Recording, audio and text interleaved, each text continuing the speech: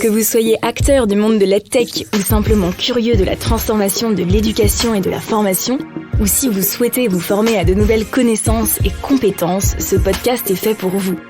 Nous allons continuer à vous éclairer sur ce monde en perpétuelle ébullition.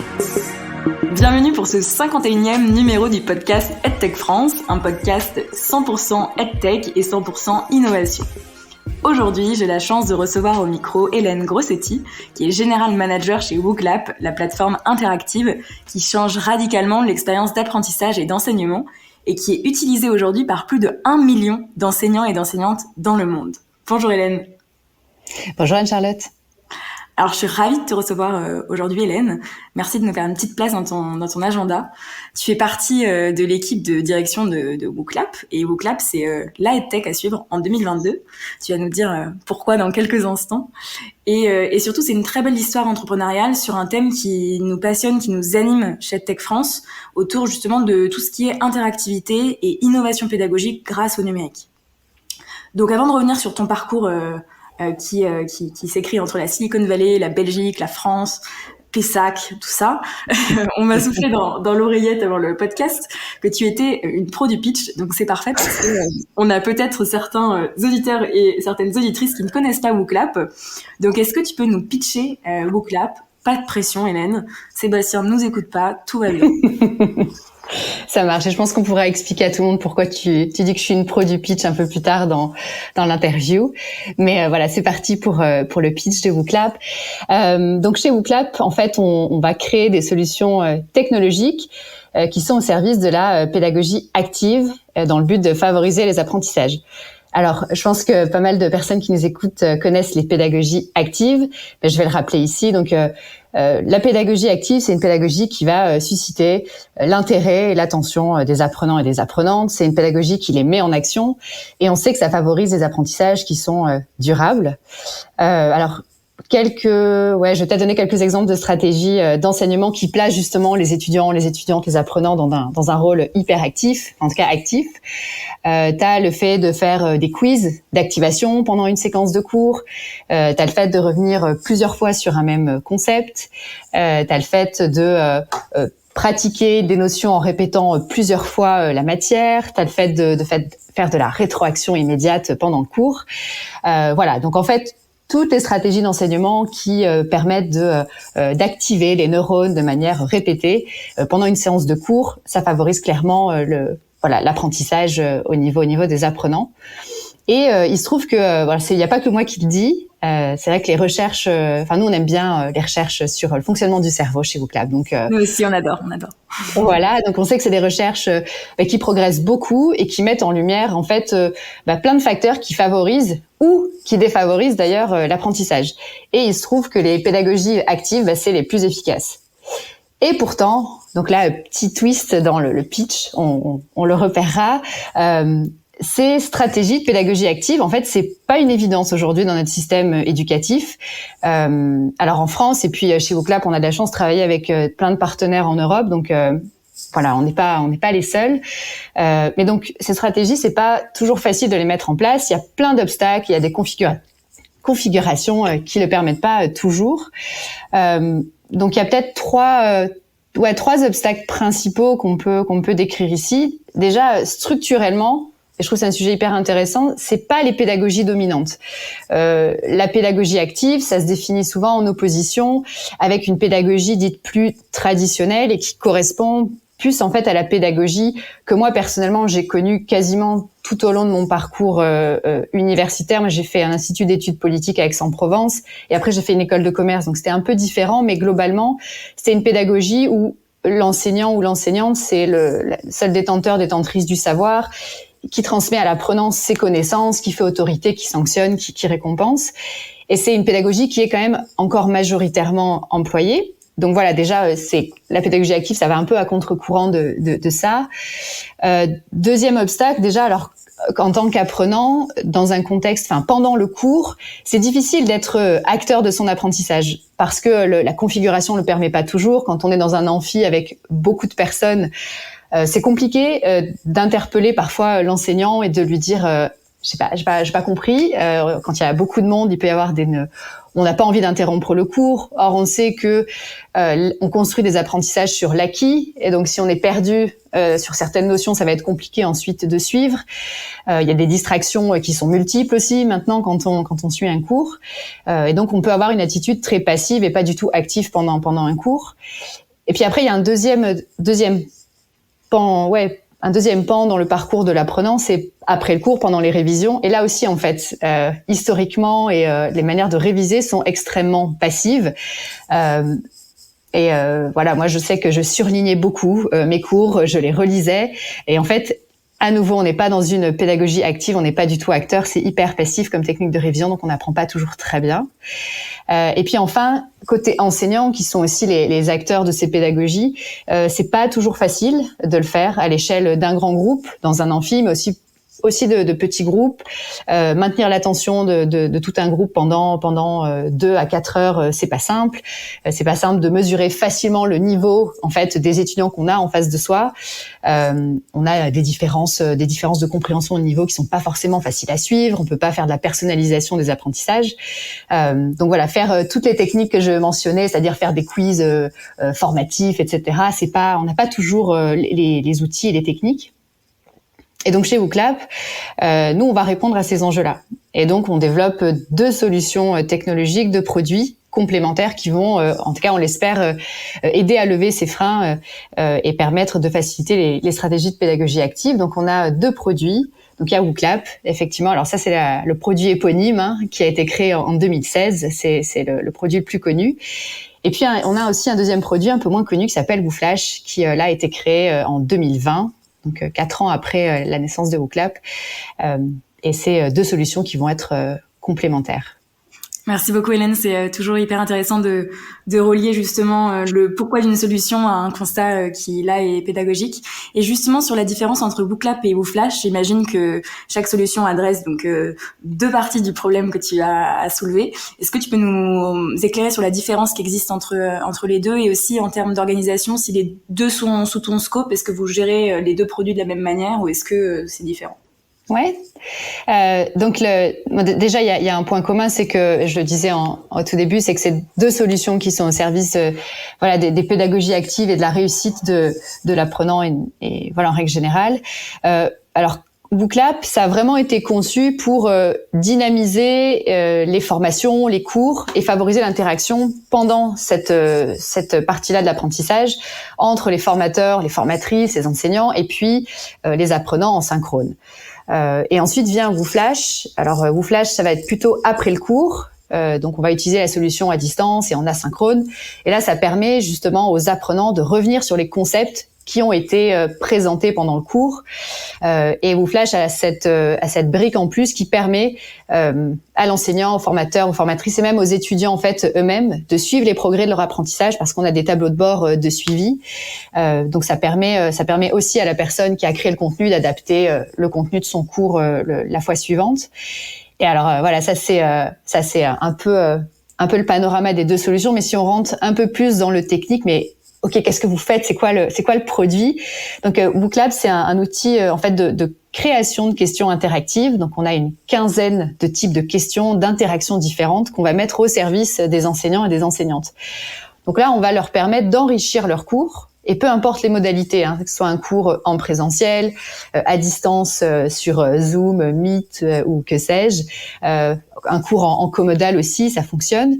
Donc ils enrichissent leur cours avec des questions, ça leur permet de stimuler vraiment les étudiants et de les faire participer en leur posant des questions à intervalles réguliers.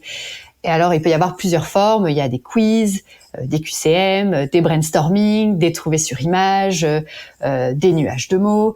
Donc voilà, il y a pas mal de choses et les étudiants ou les étudiantes, les apprenants vont répondre en direct à ces questions-là, directement depuis leur téléphone ou depuis leur ordinateur.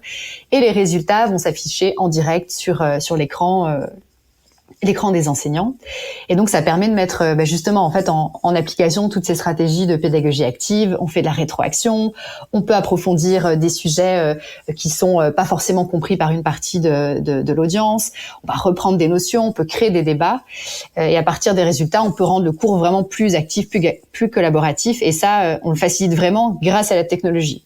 Et ça, c'est génial, juste Hélène, je t'interromps parce que c'est aussi génial pour l'avoir testé lors de webinaires et de choses 100% en ligne que dans le cas d'une salle de classe avec les personnes en présentiel. Et je trouve ça assez important pour le dire. Ça fonctionne dans les deux setups de manière extrêmement bénéfique pour à la fois l'enseignant et les élèves.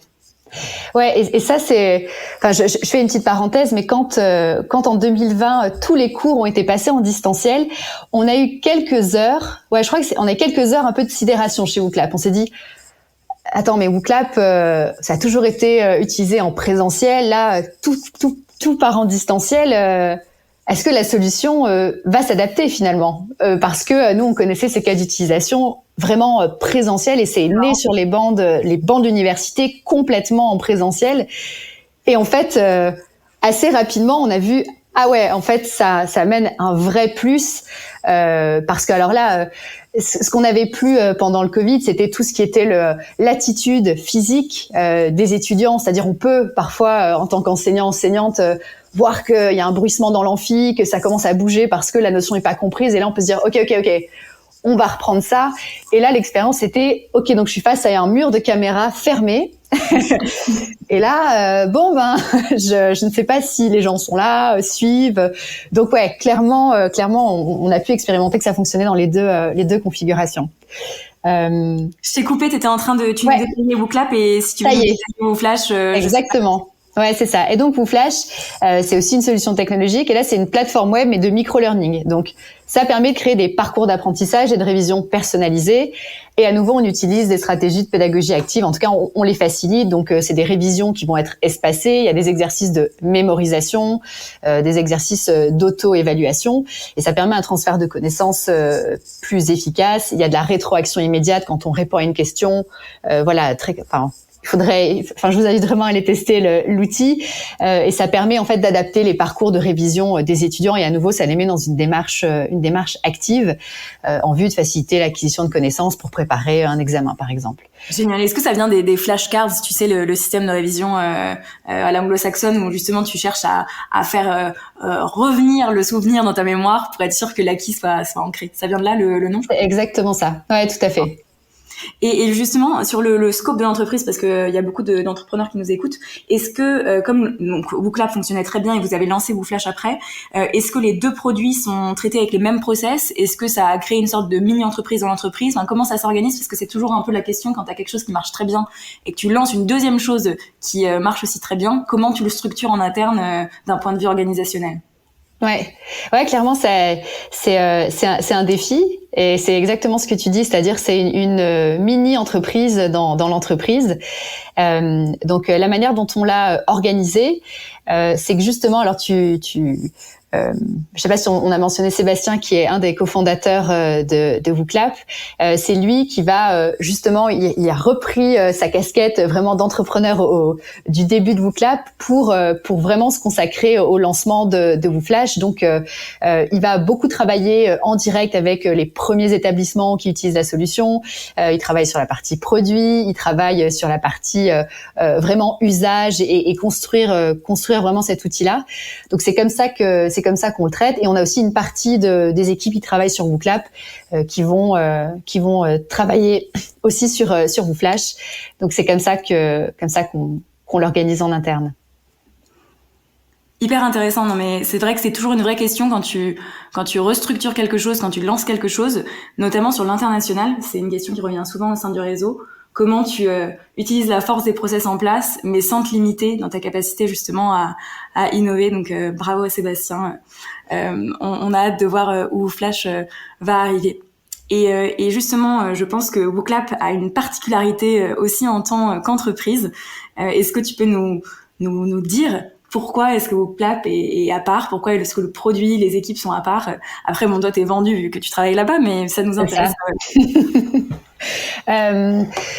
Écoute, quand je faisais justement mon petit pitch là de WooClap, j'ai mentionné en fait 3 obstacles. J'ai parlé pour les étudiants c'est pas simple, pour les enseignants c'est pas simple, et puis j'ai aussi parlé du problème structurel en fait, du fait que les pédagogies actives, qui est nous ce ce qu'on essaye de faciliter avec nos outils et avec la tech, c'est que c'est des pédagogies qui sont pas structurellement là depuis très longtemps, et structurellement c'est plutôt les pédagogies traditionnelles.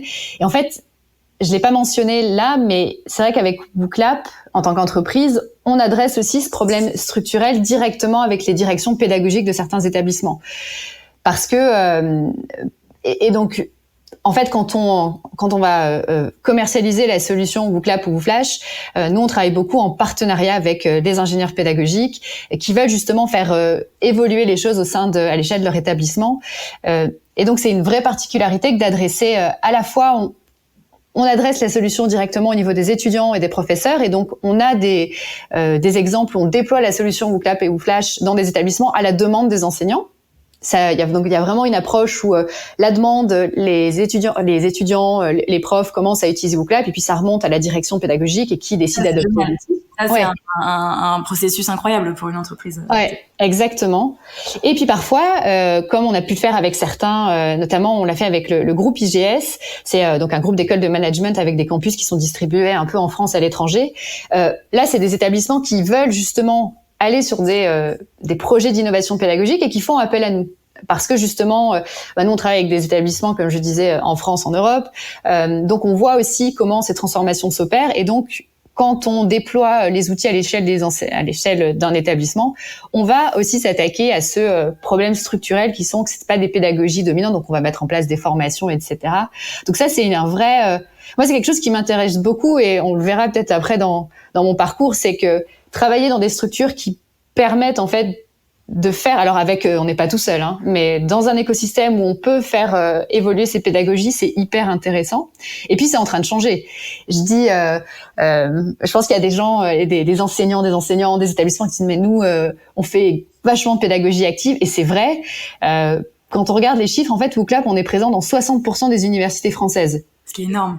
Donc, quand même, c'est clairement, il y a énormément au quotidien d'enseignants qui, dans les universités françaises, mettent en œuvre des stratégies de pédagogie active. Donc voilà, 40% des écoles d'ingénieurs aussi sont partenaires et utilisent nos solutions.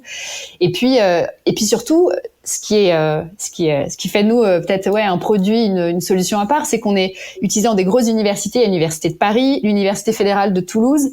Ils ont pris WooClap et WooFlash, et c'est 100 000 étudiants dans des campus qui sont complètement décentralisés avec des typologies d'écoles différentes.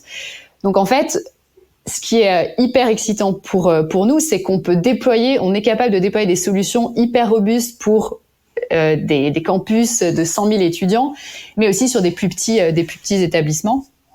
Donc, je dirais que ça, c'est une particularité. Et puis après, un truc qui est génial, c'est qu'on a une versatilité des cas d'usage avec WooClap qui est dingue. C'est-à-dire que on va utiliser WooClap dans des cours de médecine, de droit, de philo. Donc voilà, des matières, on va dire, qu'on retrouve dans des filières universitaires ou autres, mais aussi on est utilisé dans des écoles de boucherie, de boulangerie, des écoles d'archi, et donc en fait c'est génial de voir. Et nous en fait on est vachement étonnés et quasiment émerveillés de voir la manière dont des enseignants et des enseignantes utilisent notre outil. Et en fait, tous les mois, on montre un peu les cas d'utilisation qu'ont les enseignants. On se dit, waouh, mais on n'aurait jamais imaginé des scénarios aussi géniaux. Donc, voilà.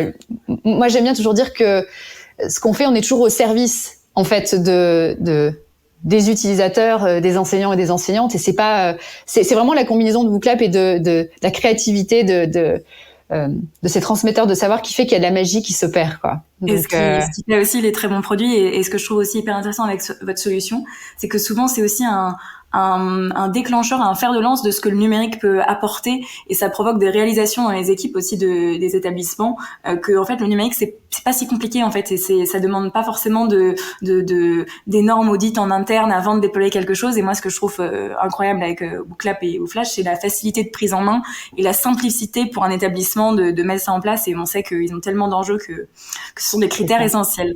Mais moi je voulais revenir sur justement la structuration de ton équipe, parce que donc vous avez levé des fonds en 2019, donc ça s'est énormément accéléré avec le confinement, comme on peut tous le deviner. Et du coup aujourd'hui, c'est ce que je disais, il y a 1 million d'enseignants qui utilisent la solution, donc c'est fou.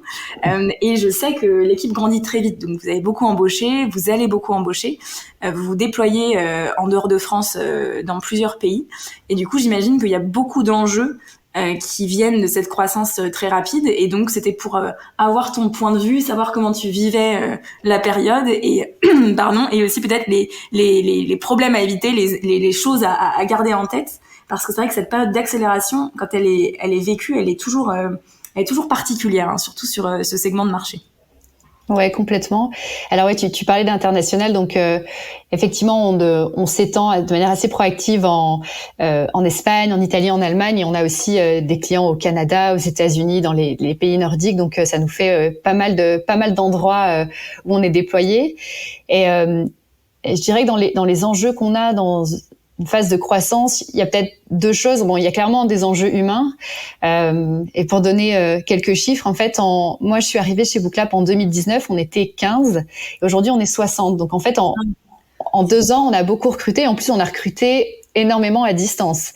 Donc, c'est à la fois, et donc, ça, c'est des chiffres sur le papier parce qu'on n'a pas vu physiquement cette équipe grandir. Donc et après il y avait des restrictions pour aller au bureau, donc on n'a pas vu encore physiquement tout ça. Mais donc ça pose des enjeux de conservation en fait d'une structure agile, parce qu'en fait plus on grandit, plus les process se complexifient, pas se compliquent, mais ça se complexifie. Donc on essaye de garder cette structure agile, et on le voit justement. On parlait de WooFlash tout à l'heure.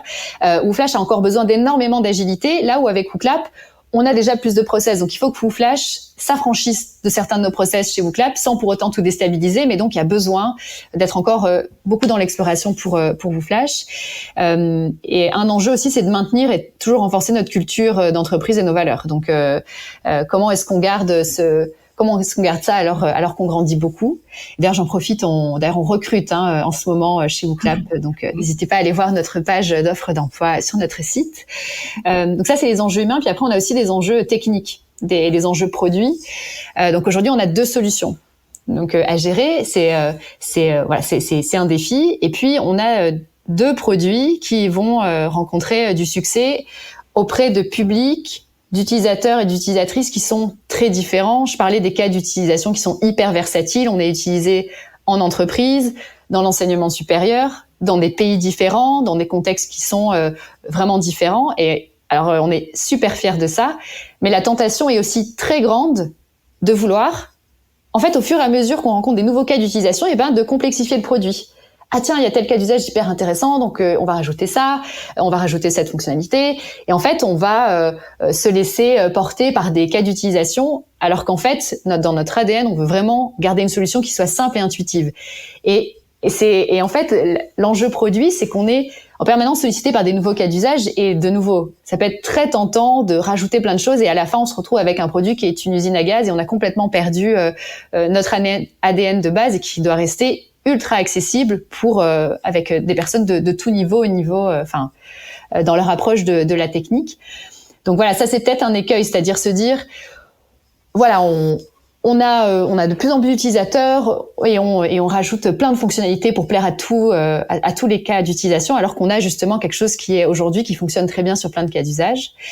Et après il y a un enjeu technique quand on passe de 200 000 utilisateurs à 1 million, pareil, en 2 ans, il faut qu'on puisse toujours garantir la robustesse de la solution et la fiabilité. Et ça aussi, c'est une grosse force. Quand on déploie WooClap dans une université, on nous attend au tournant. C'est-à-dire, ce qui compte aujourd'hui pour les VP numériques, c'est d'avoir des solutions qui soient robustes, qui fassent pas planter tout le système, parce que clairement, là, ça handicape, ça paralyse en fait tout un système d'enseignement. Donc, on doit aussi travailler sur la robustesse de nos infrastructures. Donc ça, c'est clairement aussi un enjeu.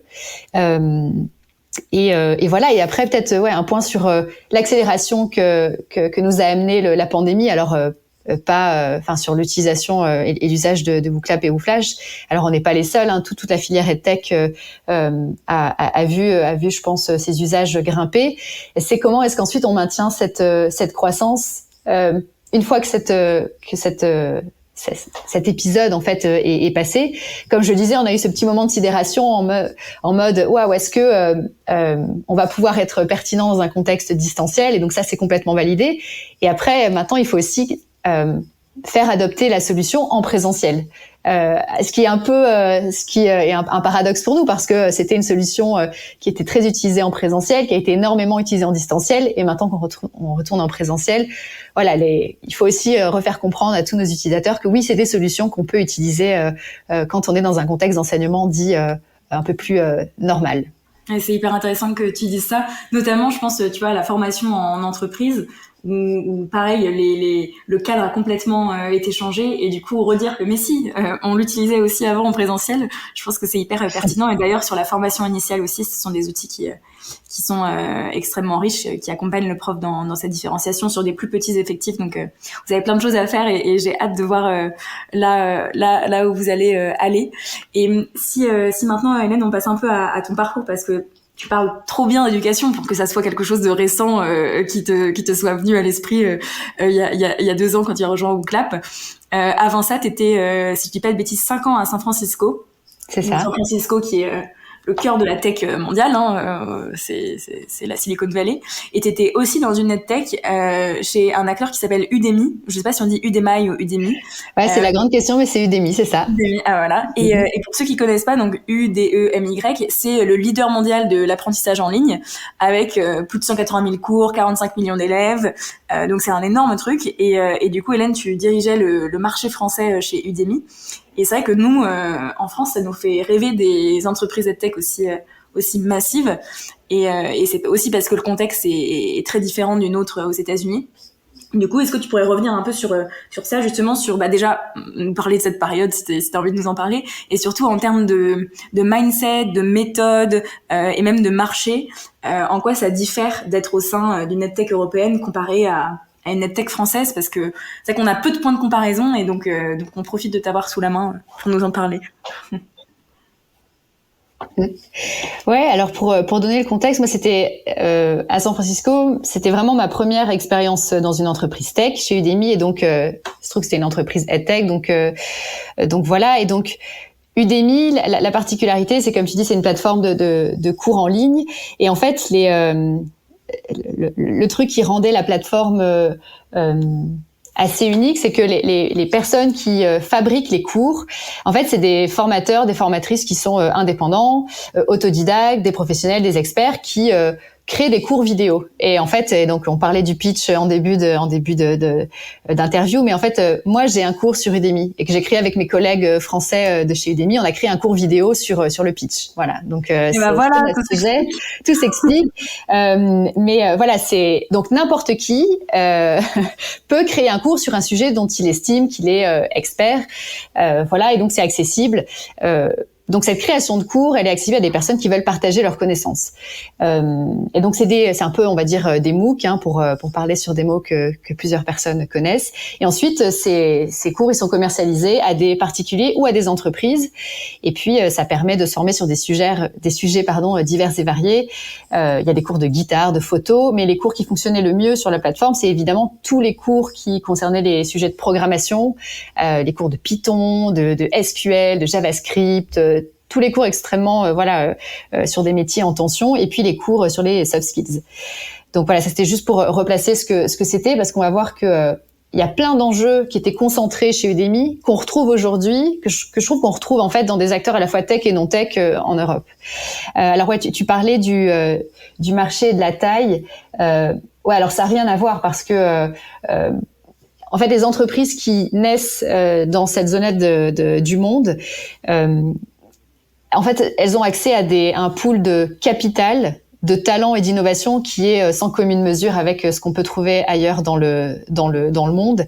En 2016, le PIB de la Californie a dépassé celui de la France, donc ça donne déjà une idée de la puissance économique de cette zone-là.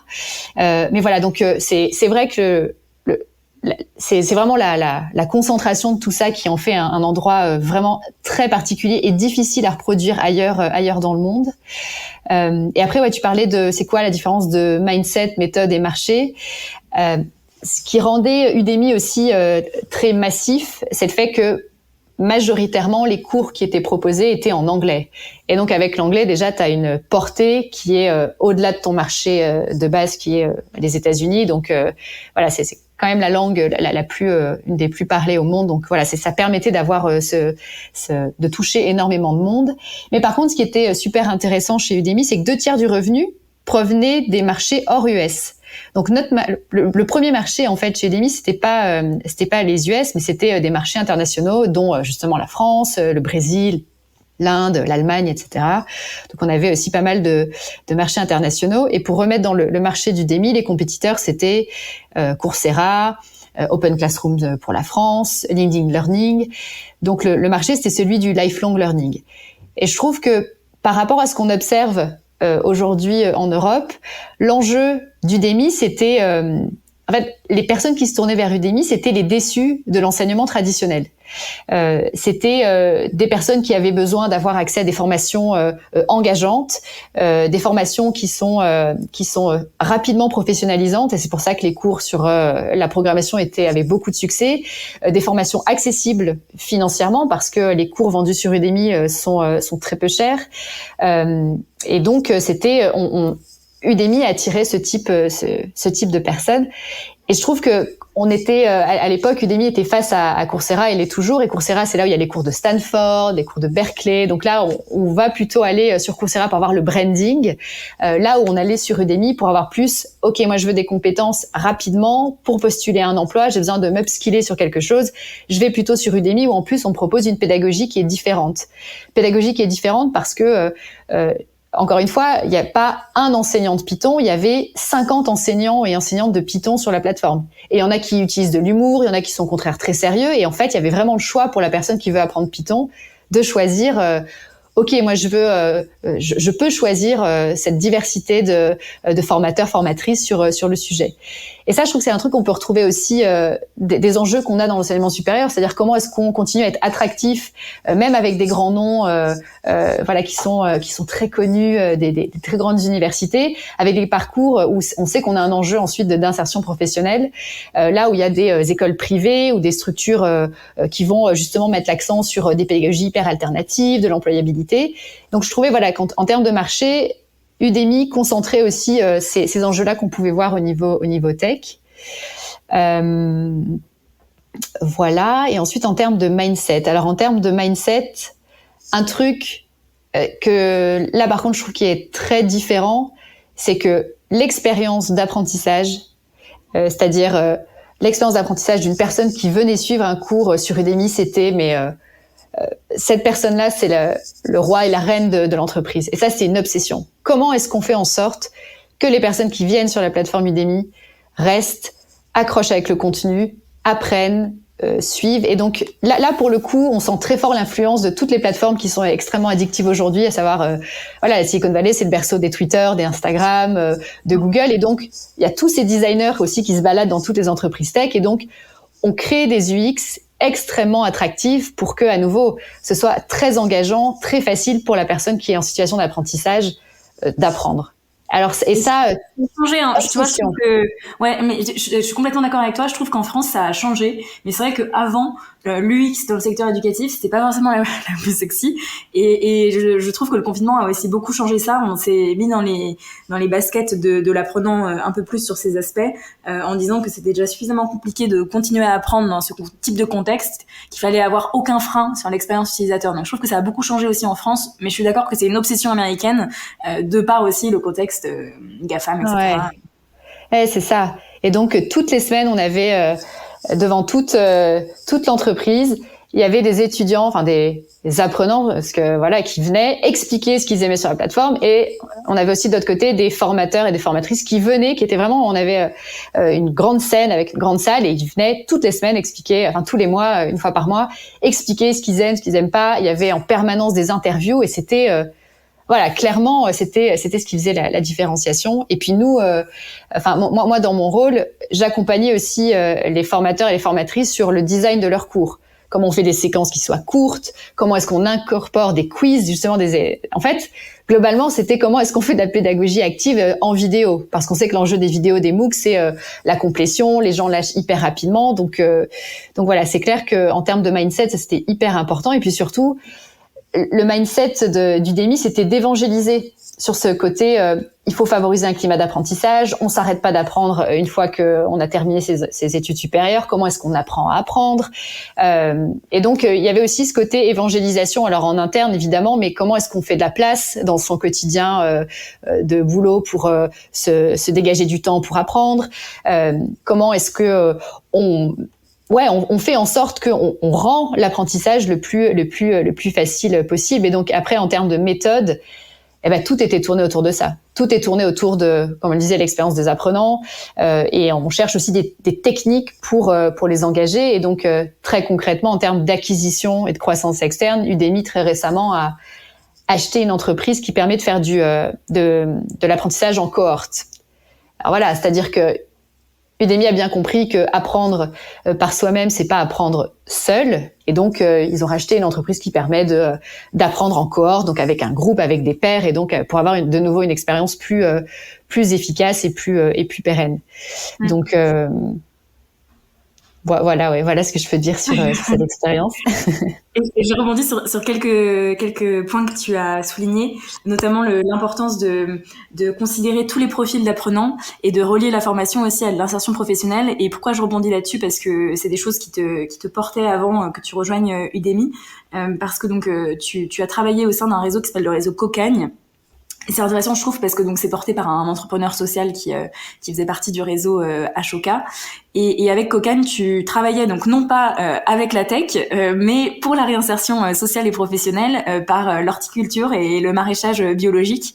Et je trouve ça passionnant de se dire que évidemment la tech est un moyen d'apprendre, de former, de réinsérer et de changer les parcours professionnels et privés des personnes. Mais il y a aussi d'autres moyens de le faire. Et j'imagine que toute cette expérience, ça impacte justement de la vision de la tech pour qu'elle soit inclusive et accessible à tous les types de profils. Donc si tu pouvais revenir un peu sur cette expérience qui a été assez longue. En plus, je crois que tu as fait ça pendant plusieurs années. Mm-hmm. Ouais. Ouais, c'est ça. Donc, comme je disais, Udemy, c'était vraiment une première expérience tech et je venais quasiment de l'agriculture avant. Donc ouais, c'est vrai que c'était le grand écart, mais en fait, pas tellement parce que, alors ce qui m'a plu chez Udemy, c'était à nouveau, on utilisait la technologie pour améliorer les vies grâce à l'apprentissage. Et en fait, ça reflétait aussi l'ambition du fondateur d'Udemy, donc qui est d'origine turque. Donc Eren Bali, lui, il a grandi en Turquie rurale, sans accès à une éducation formelle. Et c'est grâce à la technologie et à Internet, une fois que ses parents lui ont ouvert cette fenêtre-là, qu'il a pu, alors il était champion d'échecs, donc il a pu s'entraîner aux échecs et résoudre des problèmes de mathématiques avec d'autres personnes dans le monde, ça l'a fasciné, et ensuite il a créé Udemy, et donc là il a vraiment utilisé cette technologie au service d'un projet, et pour la mettre à l'échelle, c'était le meilleur moyen. Dans mon expérience précédente, effectivement, au réseau Cocagne, donc réseau Cocagne, c'est un réseau d'exploitation maraîchère biologique, donc il y en a 120 en France, qui font effectivement travailler des personnes qui utilisent en fait le maraîchage bio comme support de réinsertion sociale et professionnelle, comme tu l'as dit. Là, l'innovation dans ce réseau-là, elle était pas du tout technologique. L'innovation, elle était sociale, et elle était aussi dans sa méthodologie d'essaimage et de changement d'échelle. Donc, pour passer de 1 jardin à 120, moi, mon rôle, c'était d'ouvrir une vingtaine de structures par an.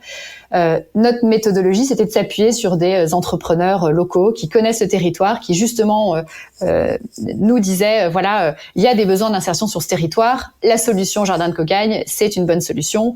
Et donc, à nouveau, l'innovation, c'est pas l'apanage. Ce que ça montre, c'est que c'est pas l'apanage de la technologie. Il faut trouver quel est le meilleur moyen pour mettre à l'échelle ma solution. Et est-ce que c'est la technologie qui va me permettre de être à la hauteur des enjeux, oui ou non, et je pense qu'il faut utiliser la tech à bon escient. Et donc j'ai eu 2 expériences très différentes. La première était innovante grâce à la tech chez Udemy, et l'autre complètement sans technologie. Et je crois que ma vision, c'est que en fait, il faut partir des besoins et se poser la question, est-ce que la technologie peut m'aider à accélérer, à à m'accompagner, à me rendre plus fort par rapport à par rapport aux enjeux. Alors, si oui, on utilise la technologie, mais sinon, on le fait pas. Et il y a des choses qui demandent du temps. Il y a des choses qui peuvent pas être accélérées. Justement, quand on travaille sur des parcours d'insertion, alors, il y a le réseau Cocaigne qui le fait, mais il y a tout un tas d'acteurs qui travaillent sur ces questions de réinsertion sociale et professionnelle. On travaille avec des humains, et là, on peut pas accélérer ces parcours-là. Il y a plein de problématiques qui doivent être résolues, et donc la tech est pas forcément la bonne solution. Et donc, deux choses. Un, la technologie, elle doit être au service d'un projet qui va avoir un impact positif sur la société, sinon c'est gadget. Alors, la Silicon Valley, c'est aussi un grand marché de gadgets. Est-ce que moi j'ai vu des trucs. Alors il y a les drones parapluies, le ventilateur qui est connecté à ton smartphone, le réfrigérateur connecté. Bon, est-ce qu'on a vraiment besoin de ça? Je suis pas sûre. Si vous voulez voir tout un tas de gadgets, je recommande la série Silicon Valley sur HBO. C'est une caricature très très réaliste de ce qu'il y a de bon et de moins bon dans la Silicon Valley. Et peut-être le deuxième point de ma vision, c'est que est-ce que cette technologie, comment est-ce qu'on fait en plus, on crée une solution technologique qui soit inclusive et qui soit utile à tous. Donc peut-être le deuxième point là-dessus, c'est est-ce que cette technologie numérique, on la construit en partant de la réalité des utilisateurs finaux. Et ça, c'est hyper important. Et je peux faire écho à mon expérience dans les jardins de Cocaigne, c'est que parfois il y a des bonnes intentions quand on crée une solution technologique, mais on peut se retrouver, malgré des bonnes intentions, à créer des solutions qui sont pas du tout inclusives et pire, qui vont être excluantes. Et dans les jardins de Cocaigne, moi j'ai des exemples extrêmement concrets parce qu'on travaille avec des personnes qui sont éloignées de l'emploi. Principalement parce que c'est des personnes qui sont au chômage de longue durée ou c'est des personnes qui sont sans qualification, c'est-à-dire qui ont effectivement quitté l'école un peu trop tôt et qui n'ont pas les diplômes consacrés aujourd'hui pour accéder au marché de l'emploi. Et on se retrouve avec un public qui fait partie de ce public souvent qui est touché par l'illectronisme, donc forme d'illettrisme des temps modernes qui touche quand même 17% de la population française, c'est-à-dire qu'on n'est pas en capacité d'utiliser la technologie de manière fluide. Et alors très concrètement, une bonne intention, c'est la dématérialisation de toutes les démarches administratives. Ça part d'une bonne intention, ça évite le papier, ça évite d'aller faire la queue dans les administrations. Or, ces personnes qui sont éloignées de l'emploi et qui ont besoin de faire plein de démarches auprès de plein d'administrations différentes se retrouvent totalement exclues de ces technologies, de ce numérique. Elles savent pas bien utiliser un ordinateur, c'est très compliqué d'écrire un mail, de forwarder quelque chose, de communiquer avec son conseiller Pôle emploi par exemple. Et donc l'intention était bonne, mais on n'a pas du tout pensé à ce que les personnes qui allaient utiliser ce service-là, potentiellement il y a 17% d'entre elles qui vont pas être en mesure d'utiliser ces services. Donc pour moi, si je redis ce que je dis, c'est il faut vraiment que la technologie soit au service d'un projet et qu'elle pense surtout aux utilisateurs finaux pour pas créer des choses qui soient excluantes. Et chez WooClub, un exemple hyper concret, c'est qu'on a créé cette solution qui est utilisée sur smartphone et tout de suite, en fait, comme on a co-construit la solution avec des établissements, des enseignants qui nous ont dit, mais attendez, moi, tous mes étudiants, mes élèves, ils ont pas de smartphone en fait, ils ont des téléphones normaux. Ok, on a la possibilité sur WooClub de répondre par SMS. Voilà, donc s'il n'y a pas de Wi-Fi dans un amphi, parce que techniquement c'est pas possible, on peut aussi utiliser le SMS. Donc on essaye vraiment de faire ça, c'est-à-dire de pas créer en se créant une image de la tech avec des très bonnes intentions. Et en fait sur le terrain, on va exclure des participants, on va exclure des enseignants parce que on n'a pas pensé à quelque chose et à leur utilisation à eux. Donc ça, on fait hyper attention, quoi. Mais tu vois, c'est vraiment intéressant ce que tu dis parce que il y a une telle accélération dans les outils numériques pour l'éducation dans les pays type Europe, Amérique du Nord et Asie, qu'il y a aussi l'enjeu de se dire que sur le continent par exemple africain où il y a des choses qui se développent de manière extrêmement forte dans les établissements du supérieur, il y a des problématiques de connectivité, d'accès il y a à la fibre, à Internet et à de l'équipement aussi. Et tu vois, je trouve qu'il y a toujours cette idée de se dire on pense une solution technologique.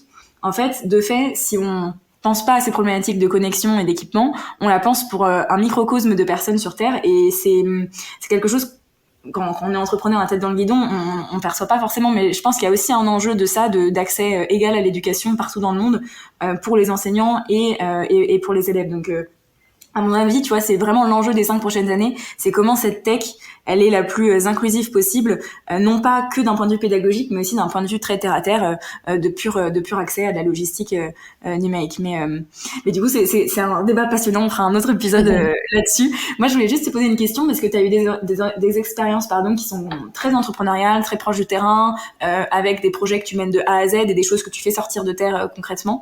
Est-ce que tu as jamais voulu toi te lancer dans l'entrepreneuriat? Est-ce que c'est quelque chose qui te titille ou pas du tout, parce qu'on n'a pas forcément tous envie de faire ça, mais je pense que c'est une question que d'autres personnes se poseront à t'écouter.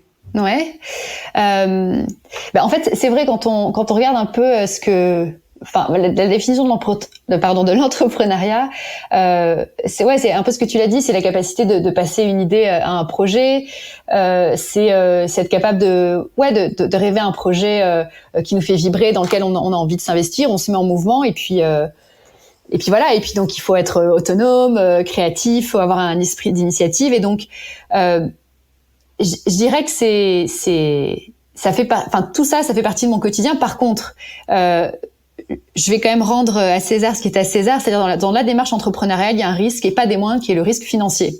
Quand on entreprend, on porte sur ses épaules un risque financier, parfois personnel, parfois de l'argent qu'on va lever auprès de fonds ou des investisseurs. Donc il y a quand même ce risque que moi j'ai jamais assumé, et donc je pense qu'il fait quand même la différence entre des entrepreneurs et peut-être des intrapreneurs. Donc entreprendre dans sa structure sans pour autant porter le risque financier. Donc je dirais que en tout cas, moi, j'ai le sentiment d'être dans l'intrapreneuriat, dans ce que je fais au quotidien chez WooClap, mais en fait, c'est dans le quotidien, je pense, de beaucoup de personnes qui travaillent dans des petites et moyennes entreprises, en fait. C'est le quotidien des collaborateurs et des collaboratrices chez WooClap, et c'est aussi ce qui rend les choses excitantes, parce que dans des petites et moyennes entreprises, on n'a pas forcément de carte balisée, on n'a pas forcément de mode d'emploi sur ce qui vient derrière, et donc je trouve que, en tout cas, moi, ça me suffit déjà, et j'ai pas encore trouvé d'idées pour entreprendre.